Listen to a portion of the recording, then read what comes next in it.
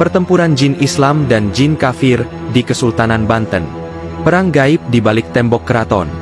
Di balik kejayaan Kesultanan Banten yang pernah menggetarkan Nusantara pada abad ke-16 hingga 18, tersembunyi kisah-kisah mistis yang tak tercatat dalam catatan sejarah resmi. Salah satu legenda yang terus diceritakan secara turun-temurun oleh para jawara, ulama, dan abdi dalam keraton adalah tentang pertempuran gaib antara pasukan jin Islam dan jin kafir yang terjadi untuk melindungi kesultanan dari kekuatan asing, baik yang kasat mata maupun tak terlihat. Kesultanan Banten, negeri yang dijaga langit dan bumi. Kesultanan Banten didirikan oleh Sultan Maulana Hasanuddin, putra dari Sunan Gunung Jati, seorang wali Songo yang juga dikenal memiliki kemampuan spiritual tinggi. Sejak awal, Banten bukan hanya kerajaan biasa, tapi juga menjadi pusat dakwah dan penyebaran Islam. Dengan kekuatan militer dan spiritual, Banten tumbuh menjadi pelabuhan internasional yang disegani bangsa-bangsa asing, termasuk Portugis, Belanda, hingga pedagang dari Arab, Persia, dan India. Namun, di balik kekuatan lahiriahnya, terdapat pasukan gaib yang setia menjaga kesultanan. Mereka bukan manusia. Mereka adalah para jin muslim yang telah lama bersekutu dengan para wali, termasuk Sunan Gunung Jati dan Sultan Hasanuddin sendiri. Jin Islam, penjaga arah kiblat negeri. Menurut kepercayaan lama, setiap kerajaan Islam yang besar memiliki penjaga dari golongan jin Islam. Di Banten, para jin ini dipimpin oleh sosok gaib bernama Ki Miskin Al-Kasyaf, pemimpin jin Islam dari Gunung Karang.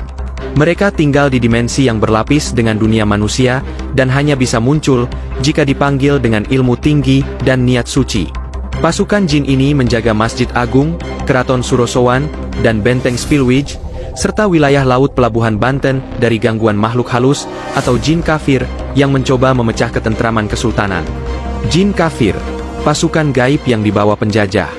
Ketika Belanda mulai mencoba menancapkan kuku kekuasaannya di Banten, mereka tak hanya mengandalkan senjata dan kapal. Mereka juga membawa dukun dan tukang sihir dari Eropa, serta bersekutu dengan entitas gaib dari berbagai penjuru dunia. Jin kafir yang haus darah, pengacau realitas, dan penyerap energi spiritual.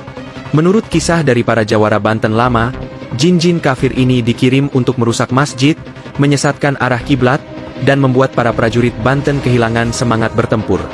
Bahkan, dikatakan bahwa beberapa dari mereka menyusup ke dalam mimpi para ulama dan menyebar bisikan sesat. Malam berdarah di Gunung Pulosari, awal pertempuran. Pertempuran pertama yang terkenal terjadi di Gunung Pulosari, tempat para jawara dan santri biasa bertapa dan menuntut ilmu hikmah. Pada suatu malam Jumat Kliwon, langit berubah merah, dan bau belerang menyelimuti udara. Para ulama tua merasakan kegelisahan yang tak biasa. Tiba-tiba, terdengar raungan yang tak berasal dari binatang maupun manusia. Pohon-pohon bergoyang tanpa angin, dan bebatuan retak sendiri. Itulah tanda bahwa pasukan jin kafir mulai menyerbu dari dimensi lain. Namun mereka tidak sendirian.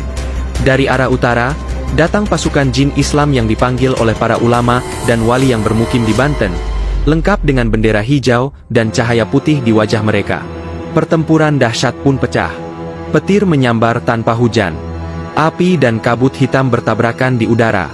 Di dunia manusia, sebagian besar orang hanya melihat badai dan gempa kecil, namun mereka yang memiliki mata batin, menyaksikan perang besar yang tak tercatat dalam sejarah Belanda. Keramat Sultan Ageng Tirtayasa, penutup dimensi kafir. Ketika Sultan Ageng Tirtayasa naik tahta dan mengobarkan perlawanan terhadap Belanda, ia tak hanya memimpin perlawanan fisik, tapi juga memperkuat pagar gaib kesultanan. Beliau dikenal sebagai raja yang mampu mengendalikan pasukan jin Islam dengan puasa mutih, zikir ribuan kali, dan ilmu dari kitab warisan para wali. Dengan bantuan para kiai dan empu Banten, ia membangun pagar langit, yaitu perisai gaib berbentuk kubah cahaya yang melindungi pusat keraton. Beliau juga memerintahkan pembangunan masjid-masjid di titik-titik spiritual untuk menutup celah-celah dimensi yang bisa dimasuki oleh jin kafir. Salah satu tempat yang terkenal angker sampai kini adalah petilasan Ki Miskin di wilayah Gunung Karang, tempat para jin Islam melakukan pertemuan setelah perang. Jejak gaib yang masih tersisa. Hingga kini, warga Banten percaya bahwa perang gaib ini belum benar-benar berakhir. Beberapa malam, terutama malam Jumat Legi, orang-orang yang sensitif bisa melihat kilatan cahaya, suara zikir samar, atau bayangan prajurit gaib di sekitar masjid dan situs keraton. Konon, jika seseorang berjalan melewati bekas benteng atau situs keraton Surosowan dengan niat buruk, ia bisa tersesat atau sakit selama berhari-hari.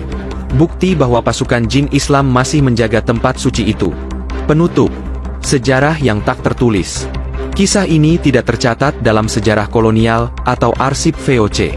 Tapi cerita-cerita dari para jawara, ulama tua, dan keturunan keraton tetap hidup, menjadi warisan spiritual yang mengingatkan kita bahwa perjuangan melawan penjajahan bukan hanya terjadi di dunia fisik, tapi juga di alam gaib. Banten bukan hanya kerajaan dagang, tapi benteng spiritual yang dijaga oleh dua dunia, dunia manusia dan dunia jin yang setia kepada Islam.